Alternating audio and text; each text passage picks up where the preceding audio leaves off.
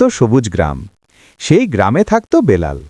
পড়াশোনা শেষ করেছে, অনেক জায়গায় চাকরির চেষ্টা করেছে, কিন্তু ভাগ্য যেন তার সাথে নেই। প্রতিদিন সকাল হলেই তার মনে হতো, আমার ভবিষ্যৎ কি? একদিন বিকেলে বাড়ির উঠানে বসেছিল বেলাল, মাথায় চিন্তা, চোখে হতাশা। ঠিক তখনই তার বড় ভাই রহমান এসে বলল, কিরে বেলাল, এত চিন্তা করছিস কেন? বেলাল দীর্ঘশ্বাস ফেলে বলল, ভাই, চাকরি পাচ্ছি না, সংসারের বোঝা বাড়ছে। রহমান ভাই একটু হেসে বলল, তোর নিজের 2 বিঘা জমি আছে, মানুষ জমি না পেয়ে স্বপ্ন দেখে, আর তুই জমি পেয়ে বসে আছিস। কৃষিই হতে পারে তোর সফলতার রাস্তা। সেই রাতে বেলাল ঘুমাতে পারল না।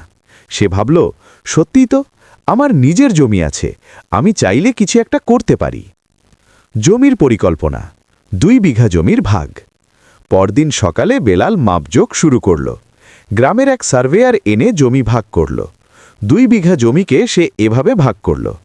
গরুর খামার 12 কাঠা, 10টি গরু দিয়ে শুরু, পাশে ঘাস চাষের ছোট প্লট, দুধ বিক্রি করে দৈনিক আয় শুরু। ছাগলের খামার 8 কাঠা, 20টি ছাগল, আলাদা শেড, দ্রুত বংশবৃদ্ধির পরিকল্পনা। মুরগির খামার 10 কাঠা, 1000 লেয়ার মুরগি, ডিম উৎপাদন ও বাজারজাত।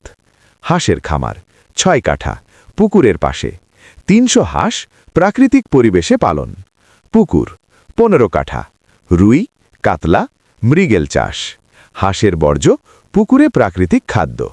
শাকসবজি চাষ 9 কাঠা, লাউ, কুমড়া, টমেটো, মরিচ, সারা বছর ঘুরিয়ে ফসল উৎপাদন।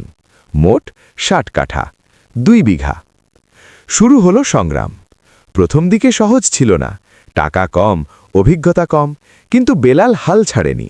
সে উপজেলা কৃষি অফিসে গিয়ে প্রশিক্ষণ নিল, ইউটিউবে ভিডিও দেখল, গ্রামের অভিজ্ঞ কৃষকদের সাথে পরামর্শ করল। প্রথম মাসে খরচ বেশি, আয় কম, কিন্তু 3 মাস পর পরিবর্তন দেখা দিল। গরুর দুধ বিক্রি শুরু, প্রতিদিন 800-900 ডিম বিক্রি।